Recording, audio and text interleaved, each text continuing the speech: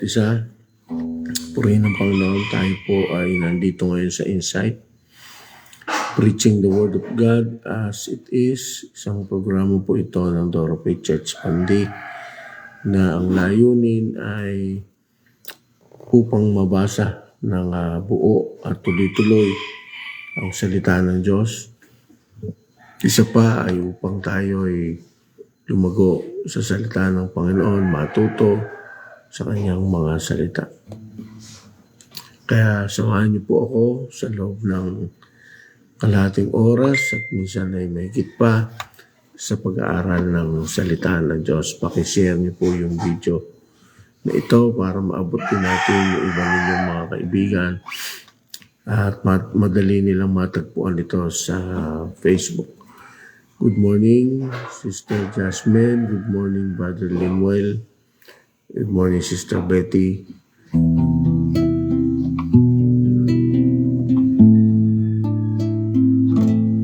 Bago po ang lahat, nangyayaan ko na kayo ay makiisa sa awit. Umawit po tayo sa Panginoon.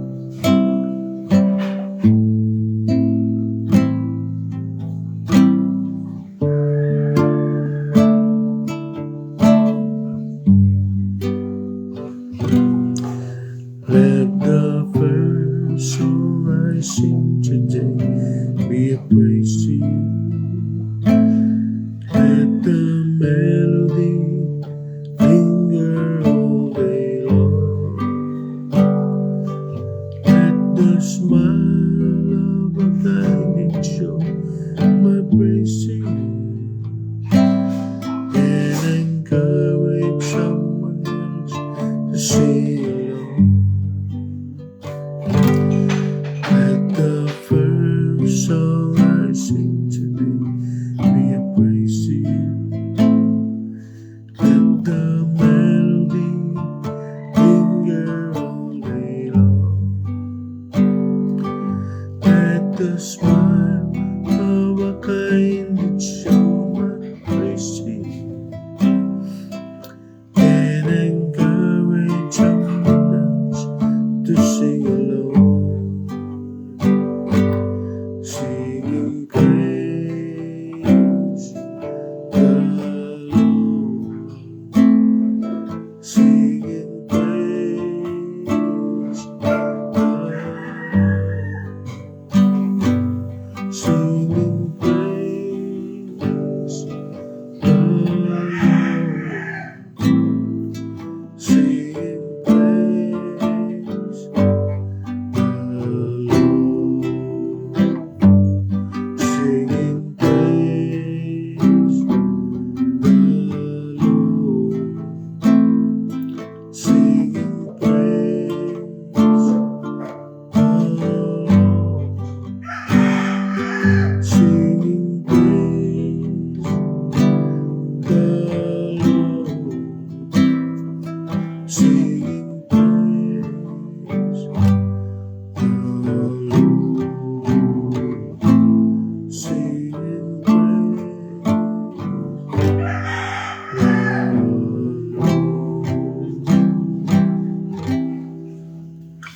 praise God.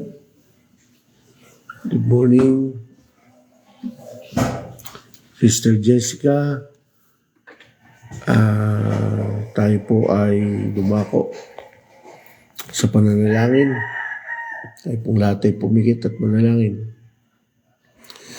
Mapurihin po kayo, dakilang Diyos. Salamat sa iyong kabutihan. Salamat sa pagbibigay sa amin ng panibagong buhay na nagdidikta ng isang panibagong pag-asa sa bawat isa sa amin. Mga Panginoon, ang buong maghapong ito ay puno ng iyong kapuspusan, puno ng iyong kabutihan at kasaganahan. Tulungan niyo po ang bawat isang anak mo, lalo na Panginoon, ang mga nagbibigay ng panahon sa iyo na mapagpala mong mabuti. Bigyan mo po, Panginoon, ang katugunan ng lahat ng aming hinihiling. Patubayan niyo po ang gawain ito. Maraming po salamat. Purihin ka sa pangalan ng Panginoong Jesus. Amen. Good morning muli. Buksan natin yung mga Bible natin sa Acts chapter 19. Babasahin ko po mula verse 1 hanggang 41. Acts chapter 19 mula 1 hanggang 41. Ganito po ang sinasabi. Samantalang si Apollos ay nasa Corinto, si Pablo ay dumaan sa mga dakong loob ng lupain at nakarating sa Efeso. Doon ay nakatagpo siya ng ilang mga alagad. At sinabi niya sa kanila, tinanggap ba ninyo ang Espiritu Santo nang kayo'y nananampalataya? Sinabi nila, hindi pa namin narinig na may Espiritu Santo. Kaya sinabi niya, kung gayo'y sa ano kayo binautismohan? Sinabi nila, sa bautismo ni Juan. Sinabi ni Pablo, nagbautismo si Juan ng bautismo ng pagsisisi, na sinasabi sa mga tao na sila'y manampalataya sa darating na kasunod niya, sa makatuwid ay kay Jesus. Nang kanilang marinig ito, sila'y binautismohan sa pangalan ng Panginoong Jesus. Nang maipatong na ni Pablo sa kanila ang kanyang mga kamay, bumaba sa kanila ang Espiritu Santo at sila'y nagsalita ng mga wika at nagpropesiya. Silang lahat ay may 12 lalaki. Siya'y pumasok sa sinagoga at sa loob ng 3 buwan ay nagsalita ng may katapangan na nangangatwiran at naghihikayat tungkol sa mga bagay na naukol sa kaharian ng Diyos. Good morning, Pastora Lourdes. Ngunit nang magmatigas ang ilan at ayaw maniwala na nagsasalita ng masama tungkol sa daan sa harapan ng kapulungan, kanyang iniwan sila at isinama ang mga alagad at nakipagtalo araw-araw sa bulwagan ni Tirano. At ito'y nagpatuloy sa loob ng 2 taon. Kaya't ang lahat ng mga naninirahan sa Asya ay nakarinig ng salita ng Panginoon, ang mga Hudyo at gayon din ang mga Griego. Gumawa ang Diyos ng mga di pangkaraniwang himala sa pamamagitan ng mga kamay ni Pablo, kaya't nang ang mga panyo o mga tapis na napadikit sa kanyang katawan ay dinala sa mga may sakit, nawala sa kanilang mga sakit at lumabas sa kanilang masasamang espiritu. Ngunit may ilang mga Hudyong pag-alagala na nagpapalayas ng mga masasamang espiritu ang nanghas na bigkasin ng pangalan ng Panginoong Jesus sa mga may masasamang espiritu na sinabi, inuutusan ko kayo sa pamamagitan ni Jesus na ipinangangaral ni Pablo. 7 anak na lalaki ng isang pinakapunong paring Hudyo na ang pangalan ay Eskeva ang gumagawa nito. Ngunit sinagot sila ng masamang espiritu, kilala ko si Jesus at kilala ko si Pablo. Ngunit sino kayo? At ang taong kinaroroonan ng masamang espiritu ay lumukso sa kanila at silang lahat ay dinaig niya. Kaya tumakas sila sa bahay na iyon ng mga hubad at sugatan. Nalaman ito ng lahat ng naninirahan sa Efeso, mga Hudyo at gayon din ng mga Griego. At sinidlan silang lahat ng takot at pinuri ang pangalan ng Panginoong Jesus. Marami rin naman sa mga nananampalataya ang dumating na ipinahayag at ibinubunyag ang kanilang mga gawain. 19. Marami sa mga gumagamit ng mga salamangka ay tinipon ng kanilang mga aklat at sinunog sa paningin ng madla at kanilang binilang ang mga halaga niyon. At napag-alamang may 50,000 pirasong pilak.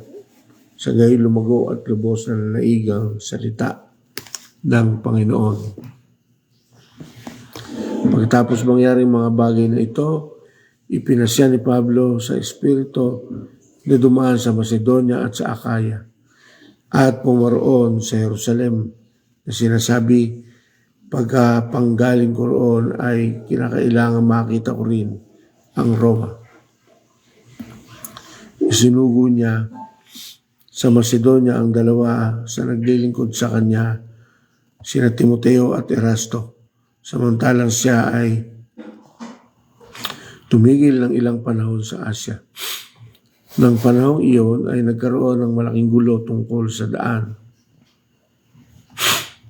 Sapagkat may isang tao na ang pangalan ay Demetrio, isang panday pilak na gumagawa ng mga dambanang pilak ni Artemis, ay nagbibigay ng hindi maliit na pinagkakakitaan sa mga panday.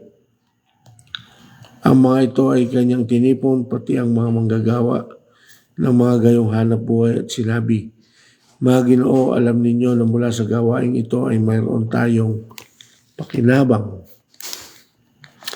Inyo rin nakita at narinig na hindi lamang sa Epeso, kundi halos sa buong Asya, ng Pablong ito ay nakaakit at naglayo ng napakaraming tao na sinasabing hindi mga Diyos ang ginagawa ng mga kamay. At may panganib na hindi lamang mawala ng dangal ang hanap buhay natin ito, kundi ang templo ng dakilang Diyos ang si Artemis ay mawalan din ng halaga. At siya'y maaari pang matanggal sa kanyang kadakilaan. Siya na sinasambaan ng buong Asya at ng sanlibutan. Nang marinig nila ito ay napuno sila ng galit at nagsigawan, dakila si Artemis ng mga taga-Epeso. Napuno ng kaguluhan ng lusod at sama-sama nilang nilusob ang tanghalan at sinunggaban sina Gayo at Aristarco, mga taga-Macedonia, nakasama ni Pablo sa paglalakbay. Nais ni Pablo na pumunta sa mga tao, ngunit hindi siya pinayagan ng mga alagad. Maging ang ilan sa mga pinuno sa Asya na kanyang mga kaibigan ay nagpasugo sa kanya at siya ay pinakiusapang huwag manghas sa tanghalan. Samantala, ang iba ay sumisigaw ng isang bagay at ang ilan naman ay iba naman, sapagkat ang kapulungan ay nasa kaguluhan at hindi nalaman ng karamihan kung bakit sila ay nagkakatipon. Ilan sa maraming tao ang nagudyok kay Alejandro at pinapunta ng mga Hudyo sa unahan. At sumenya si Alejandro na nais niyang pagtanggol ang sarili sa mga taong bayan. Ngunit nang makilala nila na siya isang Hudyo sa loob ng halos 2 oras, silang lahat ay nagsigawan na may isang tinig, dakila si Artemis ng mga taga-Epeso. Nang mapatahimik na ng kalihim ng bayan ng maraming tao ay kanyang sinabi, mga lalaking taga-Epeso, sino sa mga taong hindi nakakaalam na ang lungsod ng mga taga-Epeso ay tagapag-ingat ng templo ng dakilang Artemis at ang banal na batong nahulog mula sa langit. Yamang hindi maikakaila ang mga bagay na ito, dapat kayong huminahon at huwag gumawa ng anumang bagay na padalos-dalos. Dinala niyo rito ang mga taong ito na hindi mga magnanakaw sa templo ni mga lumalapastangan man sa ating Diyosa. Kaya't kung si Demetrio at ang mga panday na kasama niya ay mayroong reklamo laban sa kanino man, bukas ang mga hukuman at may mga prokonsul, hayaan ninyong doon magharap ng reklamo ang isa't isa. Ngunit kung may iba pang bagay kayong hinahangad, ito ay lutasin sa karaniwang kapulungan. Sapagkat nanganganib tayong maparatangan ng gugulo sa araw na ito. Palibay sa iyo, wala tayong maibibigay na dahilan upang bigyang katwiran ang gulong ito. Nang masabi na niya ang mga bagay na ito, pinalis niya ang kapulungan. Purihin ang Panginoon. Good morning, Sister Bernice. At tuloy tayo mga kapatid sa ating ginagawa. Nabasa na po natin yung chapter 19. Makikita natin doon na laganap yung pagsamba sa Diyos-Diyosan. Laganap ang pagsamba sa Diyos-Diyosan. At Asya ang tinutukoy, kaya ang kabuuan ng Asya ay namulat sa paraan ng pagsamba sa Diyos-Diyosan. Kaya hindi nakapagtaka na talagang maging sa Pilipinas man ay tinatangkilik ang mga kaparaanan kagaya ng pagsamba sa mga rebulto. At ito isang kagawian matagal ng panahon. Hindi pa dumadating ang Panginoong Hesus ay may likas na ganyang gawain ang mga tao. Good morning, Brother Richard Tabis. Kaya makikita natin talagang napakahirap bakbakin o napakahirap pasukuin ang mga tao patungkol sa pagsamba sa mga Diyos-Diyosan. Una na dahilan nila dahil ito'y kanilang pinagkakakitaan. Malaki ang halaga na nagmumula sa paggawa ng mga rebulto. Mapansin natin na mayroong isang tao na nagngangalang Demetrio noong panahon noon. Isang panday na gumagawa ng mga rebulto ni Artemis. At ito'y isang Diyosang babae na kahalintulad ng imahe ni Maria. Na ngayon ay sinasamba ng mga Katoliko. Ito yung forma ng Immaculada Concepcion. Ganon ang itsura ni Artemis. Kaya't napasa-pasa lang yung mga imahe na yan. Nagmula man ito doon ay nagkaroon ng pagkakataon ng mga Kristiyano na mabigyang katwiran, mga Kristiyanong hindi tunay, yung mga Katoliko, na mabigyang buhay yung kanilang Diyos-Diyosan sa magitan ng imahe ni Maria. Kagaya noon, pinagkakakitaan yung paggawa nito. At ang magpahanggang ngayon ay malaki ang kita sa mga bagay na yan. Kaya naman, hindi madaling bakbakin sa kanilang tradisyon ang pagsamba sa mga Diyos-Diyosan.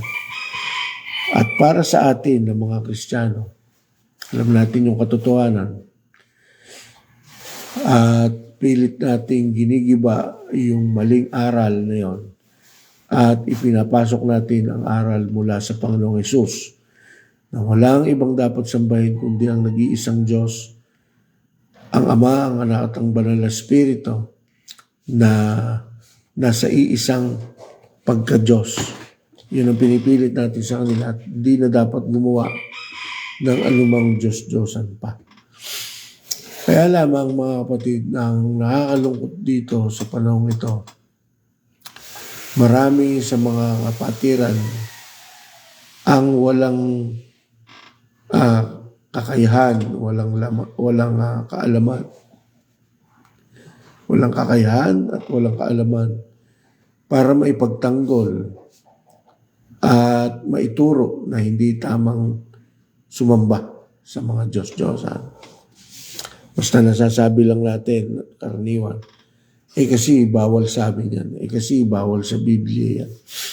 Pero yung kabuuang pagpapaliwanag patungkol sa mga bagay na ito ay kulang ang mga anak ng Diyos. Good morning, Ninang LB. Good morning, Sister Andrea. Magandang umaga po sa inyo. Kaya naman ako po'y umaapila na pag-aralan natin mabuti ang salita ng Diyos upang makita natin sa Biblia kung paano itinuro ng Panginoong Hesus, paano itinuro ng mga alagad, na walang ibang dapat sambahin sa spirito at sa katotohanan kundi ang Diyos lang. At hindi ubrang magkaroon ng kahit anong uri ng Diyos-Diyosan na mula sa langit, mula sa lupa, at mula man din sa ilalim ng lupa. Hindi po pwedeng magkaroon ng kahit anumang bagay na inanyuan ng kamay ang maging Diyos ng isang tao. Bawal po yun. At isang bagay para magkaroon ng kapangyarihang ito na magawang may pangaral ang mga bagay na yan ay yung binanggit sa unang bahagi ng chapter na ito, na kailangang mapuspos ng banal na spirito ang bawat isa ng mga tunay na tumanggap sa Kanya para makapangaral. Kasi pagka nagkaroon tayo ng kapuspusan, hindi lamang kaalaman, lalong magkakaroon ng kapangyarihan yung ating mga salita kapag ating pinahayag ito sa mga taong sinisera natin o hinahayagan ng mabuting balita. At pag sila'y nabuksan sa magitan ng mga salita natin na mula sa Panginoon na may kapangyarihan na galing sa banal na Espiritu, hindi sila makakatutol na gawin ang nararapat. Marami na po ang nagsuko sa akin ng mga Diyos-Diyosan nila, mga ribulto. Sa experience po natin sa pagpastor, marami na pong nagbigay ng kanilang mga dating sinasamba at atin po iyon inalis. Kaya turo po tayo, tulungan tayo ng banal na Espiritu, makabit natin yung banal na Espiritu para magkaroon tayo ng lakas ng loob, tapang at kapangyarihan na makagiba ng mga kuta ng kaaway. At hindi lamang yun, mga kapatid, magkakaroon din tayo ng kapangyarihan na makapagpalayas ng masamang spirito, ng demonyo sa mga tao at magamit para sa gawain yan, para madakilang lalo ang pangalan ng Panginoong Hesus. Ang bautismo sa tubig ay hindi nakakapagbigay ng kapangyarihan. Ito isang simbolo na ikaw ay nagpakita sa madla na isinuko mo na ang buhay mo sa Panginoon. Inilubog ka sa tubig, simbolo ng inilibing kasama ng Panginoon. Inihahong ka sa tubig, simbolo ng ikaw ay magkakaroon ng panibagong buhay na bigay ng Panginoon sa tamang panahon. Ibubuhayin niya ang lahat ng mga namatay. Pero hindi yun ang nagbibigay ng kapangyarihan. Hindi ibig sabihin na ikaw ay nabautismohan sa tubig ay sapat na at buo na para sa iyo ang pagiging Kristiyano.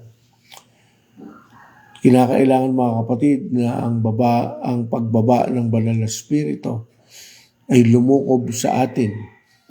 Simbolo na talagang tayo pinananahanan ng banal na Espiritu.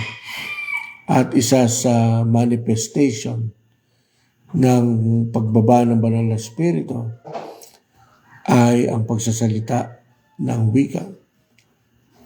Ito yung unang manifestasyon sa isang anak ng Diyos na tunay na siya'y napuspos ng banal na Espiritu ay kung siya'y makapagsasalita ng wika. Ito yung speaking in tongues na tinatawag. At sa ganon, mag-uumpisang lumago kasi ang speaking tongues ay pagpapalago ng spirito ng may katawan. Kung sino yung bumabanggit ito, siya ay lumalagaw spiritually, lumalakas ang kanyang spirito, lalong lumalalim, at lalo kung sasamahan ng pagbabasa ng salita ng Diyos. Kaya nakapagpapalayas ng mga masasamang spirito. At maging ikaw sa sarili mo, yung mga bagay na hindi mabubuti na nasa iyo, tuloy-tuloy na nawawala yon dahil lumalakas ang iyong spirito, dahil hindi kakayanin ng masamang spirito na maimpluwensya ang katawan na puspos ng banal na spirito. Kaya nga nagiging kapaki-pakinabang, nagiging effective ang isang anak ng Diyos tumanggap na bautismo sa tubig at higit pa ay nabautismoan sa banal na spirito. Kaya pilitin natin, masikap natin na magawa, na mahiling sa Panginoon, na pagdulog natin sa Kanya, tuwi-tuwi na tayong mapuspos ng Kanyang banal na spirito. Puspos na ng salita, mga anak ng Diyos na puspos ng salita sa pamamagitan ng pagbabasa nito, puspos ng salita. At sa gayon, mapupuspos din ng banal na spirito. Paalala po, yung mga kapatiran natin, umuunti na ulit yung mga nagsisipagbasa sa inyo na ipinopost. Huwag po tayong tamarin. Pilitin natin na magawa yun. Isang pagsasana yan sa ating sarili. Hindi ito isang isang beses lang na ginagawa. Ito dapat ay walang katapusan hanggat may buhay at tuloy-tuloy. Hanggat may paningin. Hanggat nagliliwanag pa ang paningin mo. Dahil pagka ikaw ay hindi na makabasa, mahihirapan na magawa yung bagay na yun. Malabo na ang mata. Sa experience na binasa natin mula sa mga apostol, makikita natin yung connection kung bakit nila nagagawang humayo, makipagtalastasan ng tuloy-tuloy, hindi umuurong sa usapan, hindi man nakikipag-debate ng wala sa kabuluhan, pero nakikipagpaliwanagan tungkol sa salita ng Diyos. Kaya every time na makatagpo tayo ng mga tao, mayroong mga masasamang balak na hindi mabuti ang hangarin, hindi sila magtatagumpay dahil masigit na mas dakila ang nasa sa atin kaysa nasa mundong ito. 1 John 4 verse 4. Banal na spirito na lumulukob sa atin. Napakahalaga na mapuspos ng banal na spirito ang bawat isang anak ng Diyos upang magamit yung kapangyarihan niyan sa paghayag ng kanyang mga salita. Okay, kung mapansin ninyo dito ay ang Asya ay laganap ang pagsamba sa Diyos-Diyosan. Hindi lang Asya kundi buong mundo. Sabi dito, yung Artemis na yon ay buong mundo halos ang sumasamba.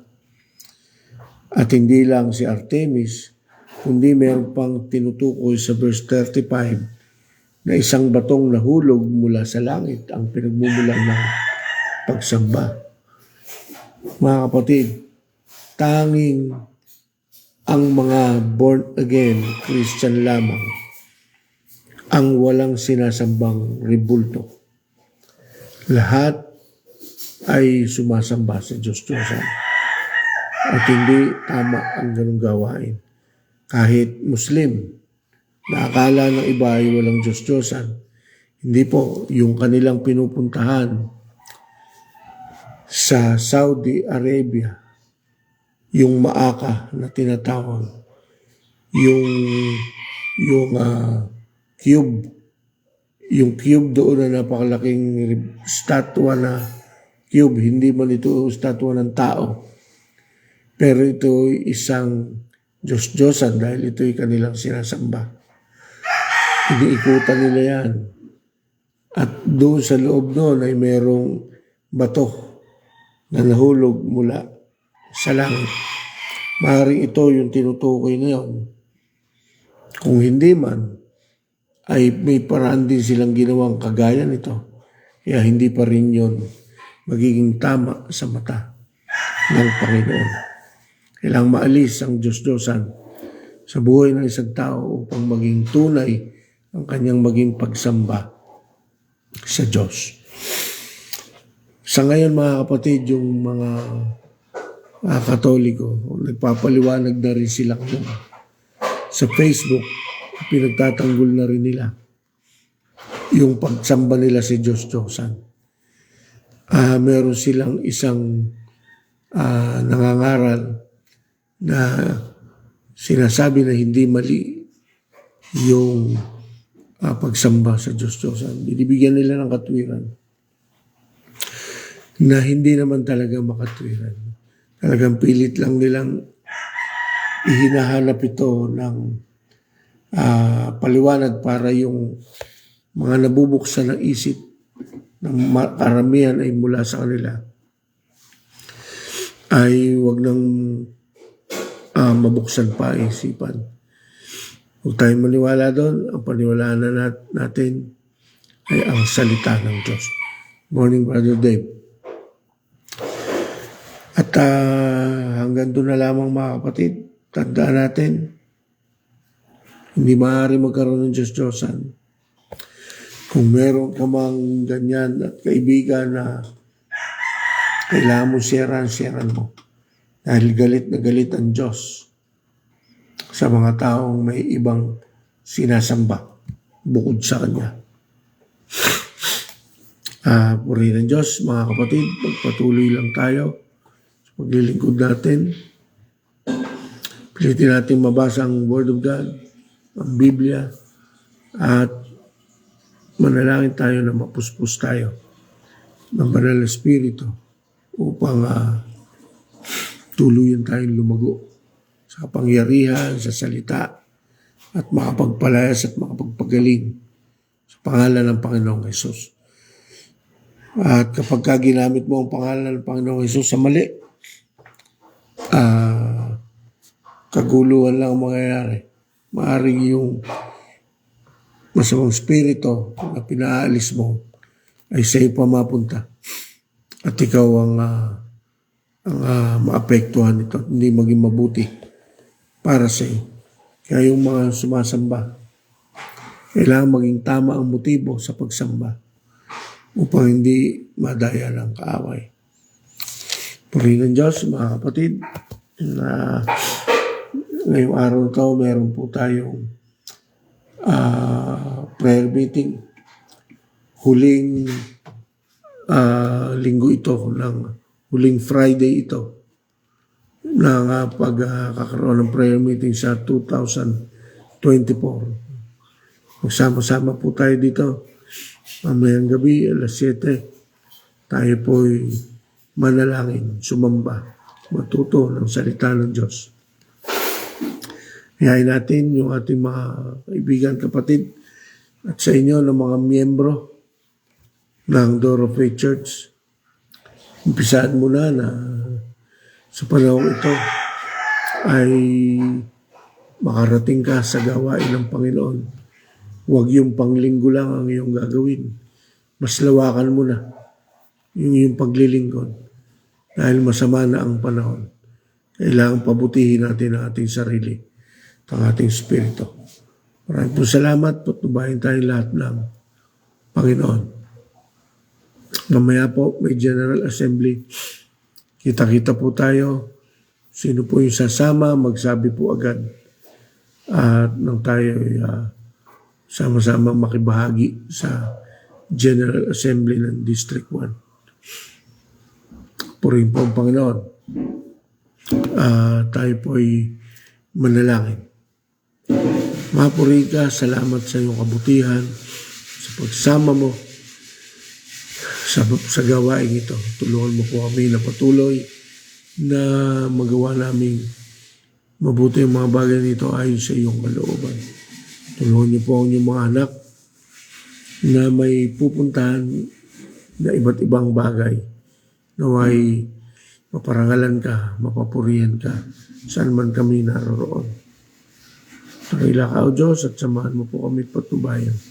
Ito po ang aming dalangin. Pangalan ng Panginoong Jesus. Amen. Amen.